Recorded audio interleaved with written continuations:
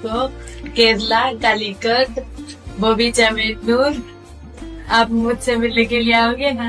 Mona Lisa ബ്ലോസെ ഇൻഡോറിലെ ഒരു സാധാരണ മാല വിൽപ്പനക്കാരി മഹാകുംഭമേളയിലെ ആകസ്മികമായ വരവോടെ സോഷ്യൽ മീഡിയയിൽ താരമായി മാറിയ വ്യക്തിയാണ്. തന്റെ മനോഹരമായ പുഞ്ചിരിയും തന്റെ കണ്ണുകൾ കൊണ്ടും ആയിരക്കണക്കിന് ആളുകളുടെ ശ്രദ്ധ നേടിയ മൊണാലിസ ഒറ്റ രാത്രി കൊണ്ട് മൊണാലിസ എന്ന പേരിൽ പ്രശസ്തയായി. കുംഭമേളയിൽ രുദ്രാക്ഷമാല വിൽക്കാനെത്തിയ സുന്ദരിയായ പെൺകുട്ടിയുടെ വീഡിയോ ആരോ സോഷ്യൽ മീഡിയയിൽ ഇടുകയായിരുന്നു. അങ്ങനെ നിമിഷ നേരങ്ങൾ കൊണ്ടാണ് മൊണാലിസയുടെ ചിത്രങ്ങൾ സോഷ്യൽ മീഡിയയിൽ വൈറലായി മാറിയത്. അക്ഷരാർത്ഥത്തിൽ മൊണാലിസയുടെ ജീവിതം തന്നെ മാറ്റിമറിച്ചു. താരത്തിന് ബോളിവുഡിലേക്ക് അവസരവും ലഭിച്ചു. ഇപ്പോൾ സോഷ്യൽ മീഡിയയിൽ ലക്ഷക്കണക്കിന് ആളുകളാണ് ഈ പെൺകുട്ടിയെ ഫോളോ ചെയ്യുന്നത്.